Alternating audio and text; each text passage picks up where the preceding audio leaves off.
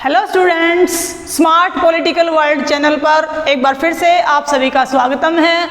Dear guys, आज आपके लिए लेसन है भारतीय राजनीति नए बदलाव अर्थात इंडियन पॉलिटिक्स न्यू चेंजेज।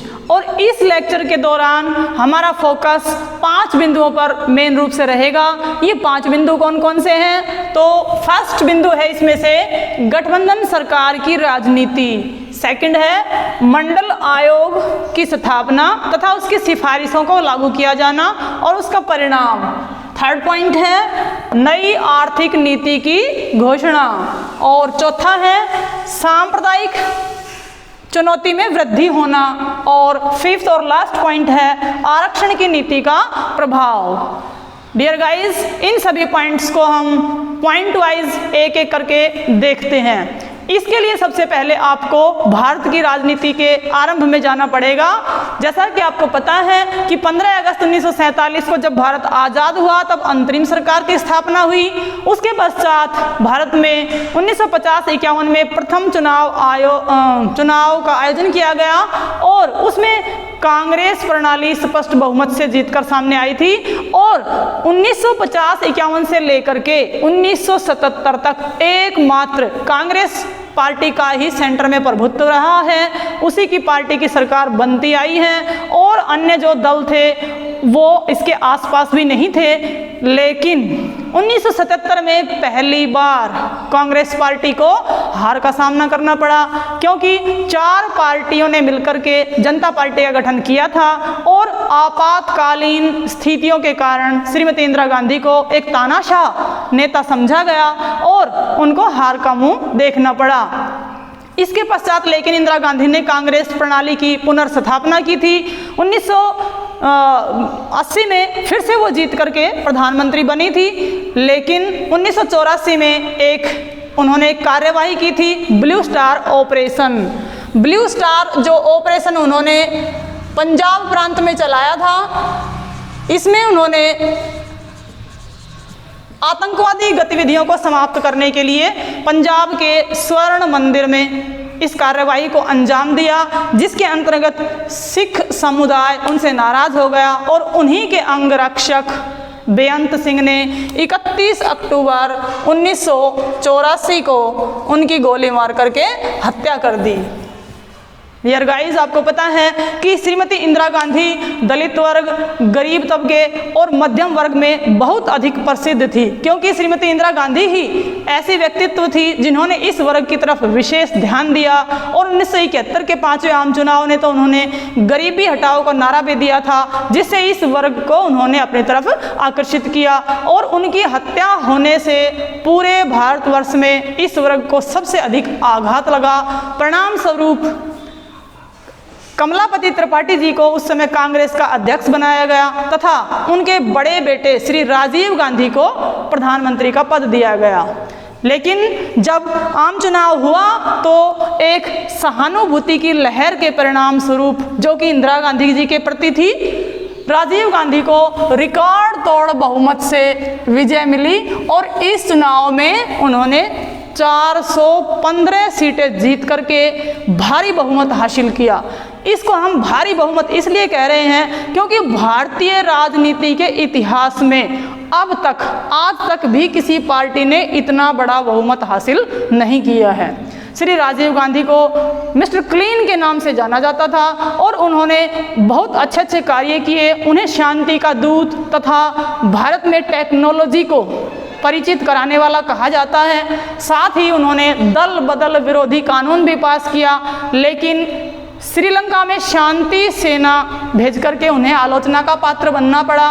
परिणाम स्वरूप 1989 के इलेक्शन में उन्हें मात्र 415 से घट करके 197 सीटों पर ही संतोष करना पड़ा। और इसके पश्चात फिर 1989 में जो इलेक्शन हुए उसके बाद भारत में राजनीति में बहुत बड़े बदलाव आ गए थे। भारतीय राजनीति में ये नए नए परिवर्तन हुए, जिनमें से सबसे पहला परिवर्तन हम कहेंगे गठबंधन सरकार की राजनीति। गठबंधन ये शब्द लैटिन भाषा के शब्द कोआलिशन से निकला है। इसे अंग्रेजी में अलायंस भी कहते हैं, जिसका अर्थ है एक साथ बढ़ना। जब बहुत सारी पार्टियां या दो से अधिक राजनीतिक दल एक साथ मिलकर के अपना एक संगठन बना लेते हैं तो उसको गठबंधन कहा जाता है।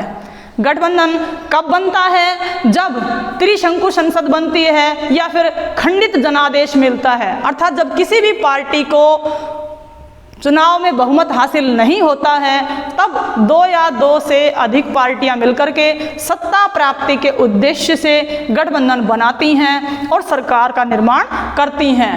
इस गठबंधन शब्द की परिभाषा मिस्टर W.H. राइकर ने बहुत ही आसान शब्दों में दी है। उन्होंने कहा है कि राज्य की विभिन्न कार्यवाहियों को करने के उद्देश्य से बनाए गए एक अस्थायी संघ अथवा संगठन को गठबंधन सरकार कहते हैं। इसी प्रकार से मिस्टर ओग ने भी बताया है कि जब दो से अधिक राजनीतिक दल सत्ता प्राप्ति के उद्देश्य से इकट्ठे मिल जाते हैं, अपना संगठन बनाते हैं, तो ऐसी सरकार को गठबंधन सरकार कहते हैं।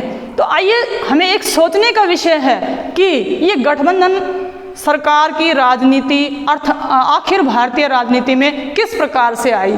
क्या अन्य दल ऐसे नहीं थे उस समय जो कांग्रेस जितने ही लोकप्रिय थे, या फिर कांग्रेस में भी इतना स्तर क्यों गिर गया कि गठबंधन की राजनीति की आवश्यकता पड़ी। उस समय भारतीय राजनीति में धीरे धीरे बहुत से परिवर्तन हो रहे थे, जिसके कारण राजनीति में स्तर गिरता जा रहा था और अन्य पार्टियां इतना महत्व नहीं रखती थी कि वो बहुमत प्राप्त कर सके। बीजेपी की स्थापना अभी हाल ही में 1980 में हुई थी और अन्य पार्टियों को भी इतना महत्व प्राप्त नहीं था। उस समय जो है राजनीतिक पार्टियों में निष्क्रियता देखने को मिल रही थी, छोड़ करके कांग्रेस पार्टी को अन्य पार्टी और कोई इतनी सक्रिय नहीं थी। इसके साथ ही क्षेत्रीय दलों की संख्या बढ़ती जा रही थी तथा उनकी राजनीति में भूमिका भी बढ़ती जा रही थी। क्षेत्रीय पार्टियों में अनेक इतने महत्वपूर्ण नेता हो गए थे कि वो भी अपना महत्व रखने लगे थे। इसी प्रकार से जो राजनीतिक पार्टियां थीं, उनकी विचारधारा का धीरे धीरे पतन होता जा रहा था, उनमें विकृतियां शामिल होती जा रही थी और सरकार बहुमत पर आधारित हो, ऐसा जनता का भी मन बन गया था तथा समाज में भी कुछ इस प्रकार के मूलभूत परिवर्तन हो रहे थे कि गठबंधन राजनीति को बढ़ावा मिलने लगा था। इस समय हम देखते हैं कि हमारे देश में दो बड़े गठबंधन मौजूद हैं, जिसमें से पहला है UPA। ये कांग्रेस और उसके सहयोगी दलों का संगठन है, जिसका अर्थ है यूनाइटेड प्रोग्रेसिव अलायंस। ये 22 मई 2004 को बनाया गया। इसको हिंदी में संप्रग कहते हैं, अर्थात संयुक्त प्रगतिशील गठबंधन। और दूसरा गठबंधन है बीजेपी पार्टी का, जिसको कहते हैं NDA, अर्थात नेशनल डेमोक्रेटिक अलायंस, जो कि 1999 में बनाया गया। इसे हिंदी में राजग कहते हैं, अर्थात राष्ट्रीय प्रगतिशील जनतांत्रिक, इसमें जनतांत्रिक आएगा, राष्ट्रीय जनतांत्रिक गठबंधन। अब देखिए, हमें इस गठबंधन की राजनीति को समझने के लिए हमें 1989 से लेकर के और अब तक की राजनीति पर पूरी तरह से दृष्टिपात करना पड़ेगा। 1989 में जब इलेक्शन हुए तो किसी भी पार्टी को स्पष्ट बहुमत प्राप्त नहीं हुआ। ऐसे में जनता दल, जो कि ज़्यादा पुराना नहीं था, उसमें श्री VP सिंह के नेतृत्व में संयुक्त मोर्चा सरकार का गठन किया गया, जिसे बीजेपी का बाहर से समर्थन प्राप्त था। इस गठबंधन की राजनीति के अंदर भारतीय राजनीति में कई नए नए मुहावरों का जन्म हुआ, जैसे कि बाहरी समर्थन, शर्तों के साथ समर्थन, अर्थात और समर्थन के सभी विकल्प खुले रखना। इस प्रकार से ये नए नए शब्द राजनीति के क्षेत्र में प्रचलित हो रहे थे और इस गठबंधन की राजनीति ने भारतीय समाज की सामाजिक व्यवस्था तथा राजनीति की दशा एवं दिशा दोनों को प्रभावित किया है। 1989 में VP सिंह के नेतृत्व में संयुक्त मोर्चा की सरकार बनी, जो कि बीजेपी द्वारा बाहर से समर्थन पर आधारित थी। इसमें श्री VP सिंह ने एक कार्य आकर के लागू किया। उन्होंने मंडल आयोग की रिपोर्ट को लागू किया। परिणाम स्वरूप समाज के अन्य वर्ग ओबीसी को छोड़ करके ओबीसी को उन्होंने 27% आरक्षण दिया। इसके ऊपर हम बाद में चर्चा करेंगे। तो इससे समाज के अन्य वर्ग उनसे क्षुब्ध हो गए और उन्होंने हड़ताल, बंदी, हिंसक प्रदर्शन, बंद आदि का सहारा लिया और बहुत सारी हिंसक घटनाओं को अंजाम दिया। परिणाम स्वरूप उन्हें 16 महीने के अंदर ही शासन छोड़ना पड़ा और उनकी सरकार का पतन हो गया।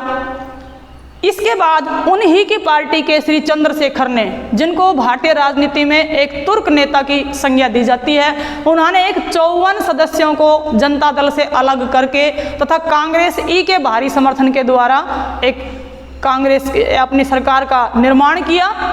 इस सरकार में पहले से ही बहुत सारी कमजोरियां मौजूद थी। इसे एक शर्मनाक राजनीति कहा जा सकता है कि इतने कम सदस्यों के साथ 54 अर्थात जितना कि लोकसभा का गणपूर्ति का आंकड़ा होता है, तो इस सरकार में अपने आप ही कमजोरियां थी। इसको एक लोकतांत्रिक सरकार कहना बड़ा अशोभनीय था। इस प्रकार से भारतीय राजनीति में कुछ स्तर इतना गिरता जा रहा था कि इतने सदस्यों से भी जो है सरकार बनाई जा रही थी और इनका उद्देश्य था मात्र सत्ता प्राप्त करना। विचारों पर आधारित राजनीति समाप्त होती जा रही थी और व्यक्तिगत स्वार्थों की राजनीति को बल मिलता जा रहा था। इसके पश्चात फिर उन्होंने उनका त्यागपत्र जल्दी ही लेना पड़ा, क्योंकि उन्होंने भी कुछ राजनीति में ऐसे कदम उठा दिए थे जिससे कि उनकी सरकार का पतन हो गया। इसके बाद 1996 में अगली गठबंधन सरकार बनी, जिन्होंने श्री अटल बिहारी वाजपेयी के नेतृत्व में उन्होंने अपने 12 दलों के साथ चुनाव के बाद गठबंधन बनाया तथा उन्होंने अभी विश्वास मत हासिल करना बाकी था। विश्वास मत हासिल करने में 2 दिन अभी बाकी थे, तभी वाजपेयी जी को महसूस हो गया था कि विश्वास हासिल करना बहुत ही मुश्किल है। अतः उन्होंने विश्वास मत हासिल करने से 2 दिन पहले ही अपना त्यागपत्र राष्ट्रपति महोदय जी को सौंप दिया और उनकी यह सरकार केवल 13 दिन चली। इसके बाद 1 जून 1996 को श्री एच.डी. देवेगौड़ा ने कांग्रेस के समर्थन से प्रधानमंत्री पद की शपथ ली तथा उस समय कांग्रेस के तत्कालीन अध्यक्ष सीताराम केसरी जी थे, उनमें और देवेगौड़ा में जल्द ही अनबन हो गई और केसरी जी ने ये प्रस्ताव रखा कि कांग्रेस पार्टी के प्रधानमंत्री पद को बदला जाए, नेतृत्व को बदला जाए। परिणाम स्वरूप श्री इंद्र कुमार गुजराल जी को लाया गया और गुजराल जी ने अपनी सरकार बनाई। उन्होंने 21 अप्रैल 1997 को सरकार का निर्माण किया, लेकिन जैन आयोग की रिपोर्ट के ऊपर उनके भी कांग्रेस से मतभेद हो गए। परिणाम स्वरूप 29 नवंबर को उन्होंने भी अपना त्यागपत्र दे दिया। ये पहला अवसर था जब भारतीय राजनीति में सरकार 13 दिन, 7 मास और 10 मास ही चल पाई थी। इस प्रकार हम देख रहे हैं कि गठबंधन सरकारों में बार बार सरकार गिर रही थी, सरकारों का पतन हो रहा था और जल्दी जल्दी देश को नए इलेक्शन का सामना करना पड़ रहा था और इन दलों की कोई विचारधारा भी आपस में मिलती जुलती नहीं थी। अतः भारतीय राजनीति में ये एक बड़ा बदलाव था। इसके बाद 1998 में अगला आम चुनाव आयोजित किया गया, जिसमें बीजेपी को बहुमत तो पूरा नहीं मिला, परंतु उन्होंने चुनाव के बाद 18 दलों को मिला करके एक गठबंधन बनाया, जिसमें सबसे ज़्यादा महत्वपूर्ण समर्थन दिया था अन्ना डीएमके पार्टी ने, जिसकी अध्यक्ष सुश्री जयललिता जी थी। तो उनके समर्थन से श्री वाजपेयी जी के नेतृत्व में सरकार का गठन किया गया। वाजपेयी जी एक बहुत ही अनुभवी नेता थे और एक सशक्त नेता थे, वे एक कवि भी थे, वो बहुमुखी प्रतिभा के धनी थे। लेकिन जल्द ही जयललिता जी ने उनकी सरकार पर दबाव बनाना शुरू कर दिया। उन्होंने कहा कि उनके खिलाफ जितने भी भ्रष्टाचार के मामले चले हुए हैं अदालतों में, उनमें शीतलता बरती जानी चाहिए तथा तमिलनाडु में जो डीएमके पार्टी की सरकार थी उसे बर्खास्त कर देना चाहिए। लेकिन श्री वाजपेयी जी ने उनकी इन दोनों ही शर्तों को मानने से इनकार कर दिया। परिणाम स्वरूप जयललिता जी ने अपना समर्थन वापस ले लिया। यही कारण है कि उनकी यह सरकार मात्र 413 दिन ही चल पाई। इन्हीं 400 दिनों के अंतर्गत 1998 में श्री वाजपेयी जी ने 5 परमाणु विस्फोट करके भारत को एक परमाणु शक्ति का दर्जा दिलाया तथा विश्व को एकदम से चौंका दिया। इसके बाद 1999 में देश को एक नए इलेक्शन का सामना करना पड़ा और इसमें जो है 1999 में बीजेपी पार्टी ने पहले से ही अपना एक गठबंधन बना लिया जिसका नाम है राजग अर्थात राष्ट्रीय जनतांत्रिक गठबंधन।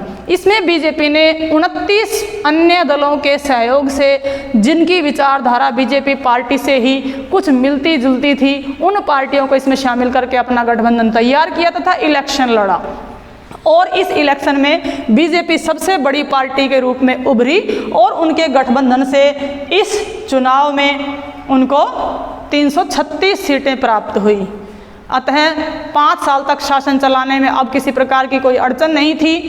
इसी दौरान श्री वाजपेयी जी ने फील गुड और शाइनिंग इंडिया के नारे दिए और जब शासन 5 साल तक ठीक प्रकार से चलता दिख रहा था तो वाजपेयी जी फील गुड में आ गए और उन्होंने इलेक्शन 2004 में 6 महीने पहले ही आयोजित करवा लिया और परिणाम स्वरूप उनका जो गुड फील का जो उनका एक संकेत था, उनका एहसास था, उसमें वो धोखा खा गए और 2004 के इलेक्शन में यूपीए गठबंधन को विजय मिली। ये यूपीए गठबंधन कांग्रेस ने अपने सहयोगी दलों के साथ में बनाया था, जो कि चुनाव के पूर्व ही उसने बना लिया था। इसमें श्री मनमोहन सिंह जी को प्रधानमंत्री का पद दिया गया। उन्होंने बहुत ही अच्छे तरीके से सरकार चलाई। इसी प्रकार से हम देखते हैं कि 2009 में फिर से 5 साल के बाद इलेक्शन हुए जिसमें यूपीए गठबंधन को 261 सीटें प्राप्त हुई और इस प्रकार से एक बार फिर से सेंटर में कांग्रेस गठबंधन की सरकार बनी। फिर 2014 में बीजेपी का नेतृत्व श्री नरेंद्र मोदी जी के हाथ में आया। उनके चमत्कारिक नेतृत्व के आगे यूपीए अपना इलेक्शन हार गया तथा बीजेपी को जीत प्राप्त हुई। 16वीं लोकसभा में बीजेपी को स्पष्ट बहुमत मिला, बीजेपी को अर्थात बीजेपी और उसके गठबंधन को। इसके बाद 17वीं लोकसभा में भी नरेंद्र मोदी जी की ही सरकार चल रही है और ये गठबंधन की राजनीति आज तक चल रही है। हालांकि बीजेपी को 17वें आम चुनाव में अकेले ही अपना स्पष्ट बहुमत भी मिल चुका था, लेकिन फिर भी वो अपने गठबंधन को साथ लेकर ही इलेक्शन लड़ रही हैं। इस प्रकार से हम देखते हैं कि गठबंधन की राजनीति का भारतीय राजनीति में एक बोलबाला सा हो गया है, जिसके बिना सरकार चलना असंभव सा प्रतीत होता है। ऐसे में कई बार एक प्रश्न पूछा जाता है कि क्या कांग्रेस का दौर समाप्त हो गया है या फिर कांग्रेस आज भी भारत की राजनीति पर अपना दबदबा कायम रखती है। तो इसके उत्तर में हम कहेंगे कि हाँ, कांग्रेस का पहला जैसा प्रभुत्व तो अब नहीं रहा है। कांग्रेस का स्तर काफ़ी नीचे आ गया है। अब कांग्रेस इस स्थिति में नहीं रही है कि वो अकेले अपने दम पर स्पष्ट बहुमत प्राप्त कर सके, लेकिन फिर भी एक बात जरूर कहेंगे कि भारतीय राजनीति पर उसका प्रभाव आज भी कायम है। अन्य दल भी कांग्रेस की विचारधारा को और नीतियों को ही ध्यान में रख करके अपना चुनाव का कार्यक्रम बनाते हैं और भारतीय राजनीति आज भी कांग्रेस के इर्द गिर्द ही घूमती है। इसके अलावा जब गठबंधन की राजनीति ने इस दौरान 90 के दशक में जोर पकड़ा, तब एक प्रश्न और भी सामने उभर कर आया कि क्या भारत के लिए 2 दलीय शासन व्यवस्था जरूरी है, क्योंकि आए दिन देखते कभी सरकार 13 दिन चल रही है तो कभी 7 महीने चल रही है, कभी 13 महीने चल रही है। इस प्रकार से हम देखते हैं कि ये अनावश्यक खर्च भारतीय राजनीति पर लादा जा रहा था। तब लोगों के मन में ये बात आई कि क्या भारत के लिए 2 दलीय शासन व्यवस्था लागू नहीं की जानी चाहिए, लेकिन इसके भारत के लिए कोई ज़रूरी नहीं था, क्योंकि गठबंधन सरकार भारत में बखूबी कार्य कर रही थी। गठबंधन राजनीति के जहां कुछ दुष्प्रभाव थे तो इसके कुछ अच्छे परिणाम भी थे। उनमें हम कह सकते हैं कि गठबंधन सरकार से वास्तविक लोकतंत्र की स्थापना की जा रही थी, क्योंकि इसमें अधिक से अधिक नेताओं की भागीदारी हो रही थी तथा सभी वर्गों को प्रतिनिधित्व मिल रहा था। अतः इसमें एक सच्चे लोकतंत्र की स्थापना हो गई थी और जन सहभागिता एवं राजनीतिक शिक्षा लोगों को मिल रही थी। देश के अनेक कोने कोने से नेता गठबंधन राजनीति में केंद्रीय सरकार में अपना सहयोग दे रहे थे, शामिल हो रहे थे, जिससे जनता की भागीदारी बढ़ती जा रही थी तथा प्रचार प्रसार के दौरान जनता को राजनीतिक शिक्षा भी प्राप्त हो रही थी। इसके अलावा निरंकुशता पर अंकुश, जब बहुत सारे राजनीतिक दल मिलकर के सरकार बनाते हैं तो एक पार्टी अपनी निरंकुशता उसमें स्थापित नहीं कर सकती है। चाहे कोई बड़ी पार्टी केंद्र में हो और छोटे छोटे दलों ने मिलकर के उसको सहयोग दिया हो, फिर भी सरकार के गिरने से डर से बड़ी पार्टी भी अपनी निरंकुश विचारधारा को उनके ऊपर नहीं थोपती है। तो गठबंधन की राजनीति का एक ये भी लाभ है। अगला है राष्ट्र दो गुटों में नहीं बंटता। इससे क्या है कि दो विचारधाराओं में राष्ट्र दो गुटों में बंट जाता है, लेकिन गठबंधन की राजनीति देश में एकता को कायम रखती है। इस प्रकार से गठबंधन की राजनीति देश के लिए लाभदायक भी है। गठबंधन राजनीति के 4 प्रतिमान होते हैं। किस किस प्रकार की होती है? एक तो एक दल की प्रधानता वाला गठबंधन होता है, जिसमें एक दल मुख्य होता है तथा वह अन्य छोटे मोटे दलों के सहयोग से सरकार बनाता है। दूसरा है दो समान विरोधी गठबंधन। इसमें दो पार्टियां बड़ी बड़ी होती हैं तथा अन्य छोटे मोटे राजनीतिक दल होते हैं। उसमें से जब किसी को भी बहुमत नहीं मिलता है तो कोई भी एक बड़ी पार्टी दोनों में से अन्य दलों के सहयोग से सरकार का निर्माण करती है। और तीसरा प्रकार है अनेक राजनीतिक पार्टियों के गठबंधन। ये इस प्रकार का गठबंधन है जो इलेक्शन के बाद बनाया जाता है। यह सबसे निम्न स्तर का गठबंधन है। इसको निषेधात्मक आधार पर बनाया गया गठबंधन भी कहते हैं, क्योंकि इस प्रकार के गठबंधन का उद्देश्य केवल सत्ता प्राप्ति होता है और इसके विचारधारा पर आधारित बिल्कुल भी नहीं होता है। और अंतिम और चौथे प्रकार का है राष्ट्रीय सरकार। राष्ट्रीय सरकार वाला गठबंधन तब बनता है जब देश में आनुपातिक प्रतिनिधित्व के आधार पर सभी राजनीतिक दल मिलकर के सरकार बनाते हैं। इस प्रकार का गठबंधन विदेशी आक्रमण के समय बनाया जाता है। इसका उदाहरण ब्रिटेन में द्वितीय विश्व युद्ध के समय चर्चिल के नेतृत्व में राष्ट्रीय सरकार का गठन किया जाना है। इस प्रकार से हम देखते हैं कि ये था भारत का गठबंधन की राजनीति का मुद्दा। अब हम देखते हैं मंडल आयोग। जैसा कि हमने पिछले चैप्टर में भी बताया था आपको कि मंडल आयोग की स्थापना 1978 ईस्वी में जनता पार्टी सरकार ने की थी। इसके जो अध्यक्ष थे वो बिंदेश्वरी प्रसाद जी को बनाया गया था। इसके अलावा इसमें 3 सदस्य और भी थे। इस आयोग का उद्देश्य था कि वो पिछड़ी जातियों की समाज में पहचान करे कि कौन कौन सी पिछड़ी जातियां हैं जो कि एससी और एसटी को छोड़ करके हैं, और इन जातियों का सामाजिक तथा शैक्षणिक स्तर क्या है। इसके अलावा इन जातियों के जीवन स्तर में सुधार करने के लिए कौन कौन से सुझाव दिए जाने हैं। तो इन बातों को लेकर के मंडल कमीशन की नियुक्ति की गई। इस कमीशन ने दिसंबर 1980 में अपनी रिपोर्ट सरकार को सौंप दी, लेकिन 80 के दशक में किसी भी सरकार के वश की बात ये नहीं थी कि इस मंडल आयोग की सिफारिशों को वो लागू करें। ये साहस दिखाया श्री वीपी सिंह ने। श्री वीपी सिंह ने 1990 में मंडल आयोग की सिफारिशों को लागू किया। इसके तहत ओबीसी वर्ग को, ओबीसी क्या है?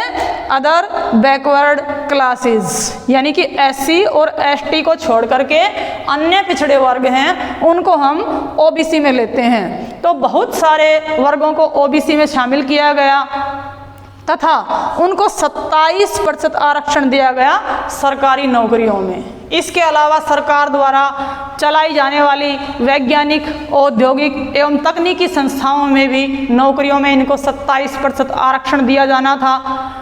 इन आरक्षण को लागू करने का परिणाम देश में बहुत ही भयंकर हुआ। अन्य वर्ग के लोग वीपी सिंह की सरकार से नाराज हो गए और उन्होंने बहुत ज़्यादा दंगे फसाद किए। इसका आरक्षण की राजनीति का जहां देश में कुछ अच्छा प्रभाव भी हुआ था, इससे दलितों का उन्नत जीवन स्तर हुआ। दलितों को भी अपने जीवन में विकास करने का अवसर मिला, उनको सरकारी नौकरियों में आरक्षण मिला, जिससे उनके सामाजिक स्तर में और सामाजिक सम्मान में भी कुछ वृद्धि हुई।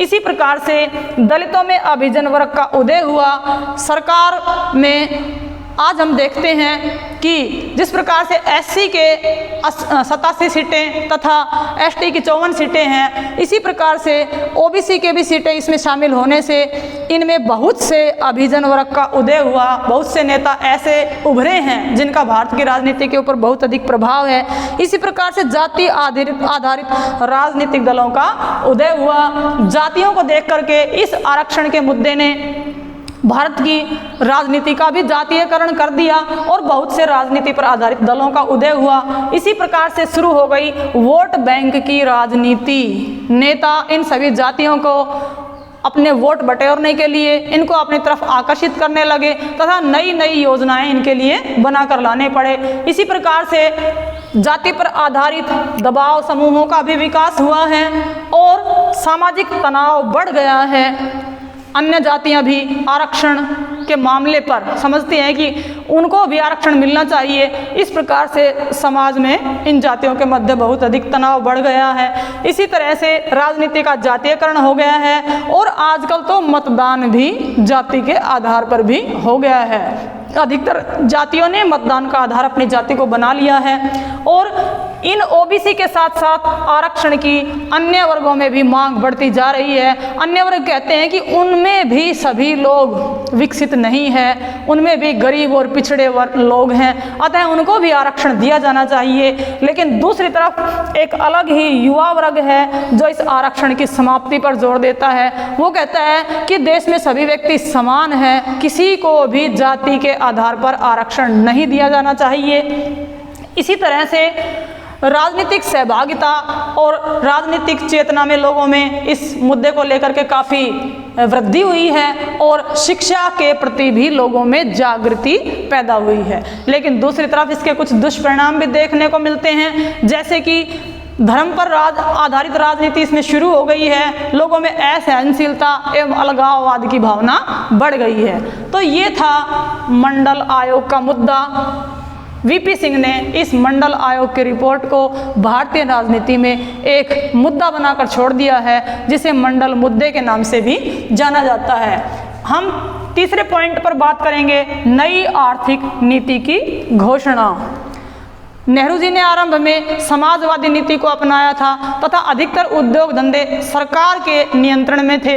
लेकिन इस दौरान हम देखते हैं कि भारत की जो अर्थव्यवस्था थी वो बहुत कमज़ोर होती जा रही थी, गरीबी बेरोजगारी बढ़ती जा रही थी।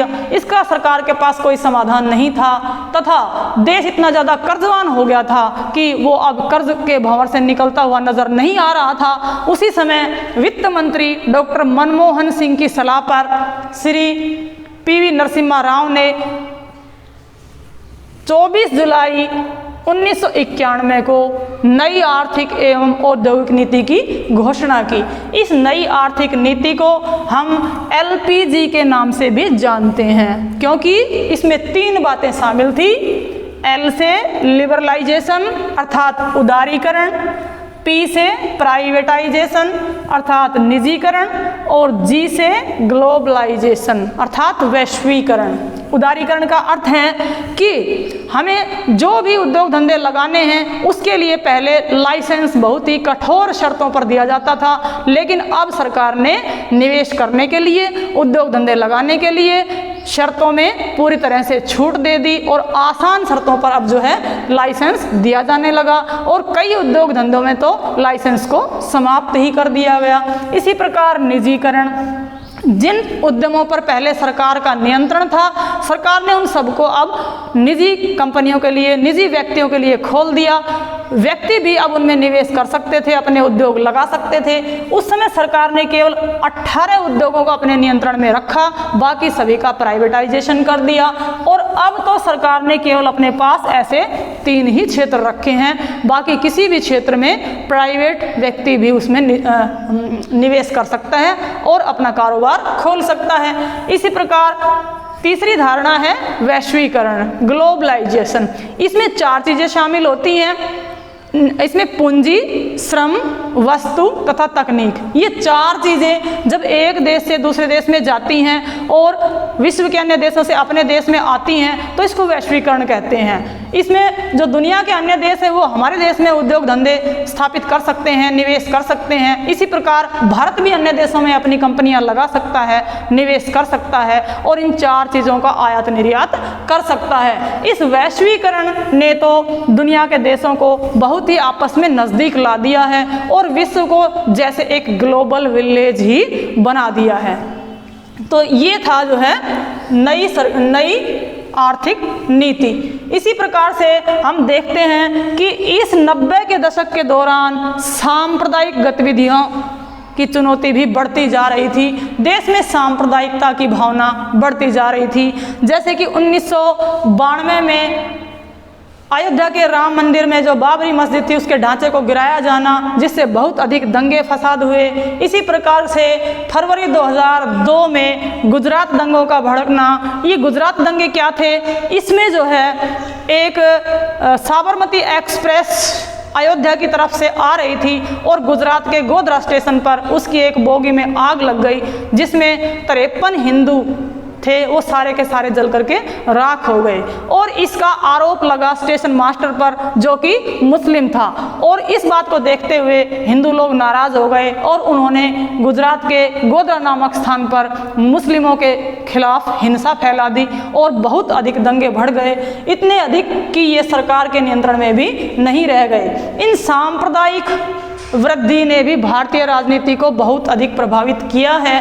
इसके भारत में सांप्रदायिकता के बढ़ने के बहुत सारे कारण रहे हैं। जैसे कि सबसे पहले तो ब्रिटिश नीति। ब्रिटिश ने शुरू से ही भारत में डिवाइड एंड रूल की नीति को फॉलो किया है। 1857 के स्वतंत्रता संग्राम के बाद तो उन्होंने हिंदुओं को बढ़ावा देना शुरू कर दिया था, क्योंकि वो समझते थे कि 1857 के दंगों को भड़काने के पीछे मुस्लिमों का हाथ है। इसी प्रकार से 1885 में जब कांग्रेस की स्थापना हुई तब अंग्रेजों ने सोचा कि ये हिंदू इस पार्टी में ज़्यादा शामिल हैं, तो उन्होंने मुस्लिमों को बढ़ावा देना शुरू कर दिया। यही कारण है कि 1906 में तो सांप्रदायिकता के आधार पर उन्होंने मुस्लिमों की एक मुस्लिम लीग की राजनीतिक पार्टी का भी गठन करवा दिया। इसी प्रकार उन्होंने 1909, 1919 और 1935 के अपने सुधारों में उन्होंने जो भी अपने यहाँ पर अपने एक्ट भेजे हैं, एक्ट बनाए हैं, उनमें सांप्रदायिक आधार पर आरक्षण भी देना शुरू कर दिया, जिससे बहुत अधिक आहत हुई। इसी तरह से धार्मिक कट्टरता, लोगों में धार्मिक कट्टरता बढ़ती जा रही थी, असहनशीलता बढ़ती जा रही थी और सांप्रदायिक दल एवं संगठन बन रहे थे, जैसे कि अकाली दल, धर्म के आधार पर बहुत से राजनीतिक दल बन गए थे। इसी प्रकार राजनीतिक नेता भी सांप्रदायिकता को अपने वोट बैंक के लिए बढ़ावा दे रहे थे और मुसलमान है पिछड़े हुए थे। आज़ादी के बाद मुसलमानों की स्थिति में कोई ज़्यादा सुधार नहीं हुआ, अतः वो राजनीति को ही अपने पिछड़ेपन का कारण मानते थे और वो सांप्रदायिकता को बढ़ावा देते थे। इसके बाद सरकार की खुश करने की नीति, सरकार सभी वर्गों को खुश करना चाहती थी, अतः वो सांप्रदायिकता को बढ़ावा दे रही थी। इसी तरह से अल्पसंख्यकों में सुरक्षा की भावना, असुरक्षा की भावना, अल्पसंख्यक अपने हितों का सरकार पर ध्यान न रखने का आरोप लगाते हुए अपने आप को वो असुरक्षित महसूस कर रहे थे।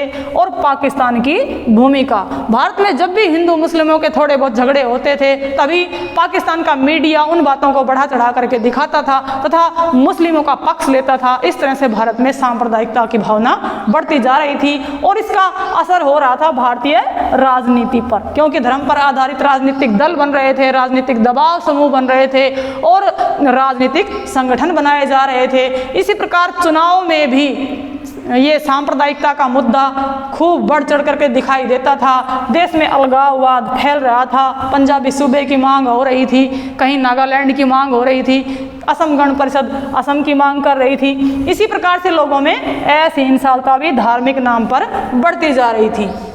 हम देखते हैं कि इस प्रकार से इन 5 पॉइंट्स ने भारतीय राजनीति को बहुत अधिक प्रभावित किया है। आरक्षण के प्रभाव हम मंडल मुद्दे में डिस्कस कर चुके हैं। इस तरह से इन 5 पॉइंट्स ने भारत की राजनीति को बहुत ही बुरी तरह से प्रभावित किया है और ये नए नए बदलाव भारत की राजनीति में देखे गए हैं, जिनका प्रभाव आज तक भी बना हुआ है। प्रिय बच्चों, मैं समझती हूँ कि आपको लेसन समझ में आ गया होगा। अब आप इसका एक स्क्रीनशॉट ले सकते हैं।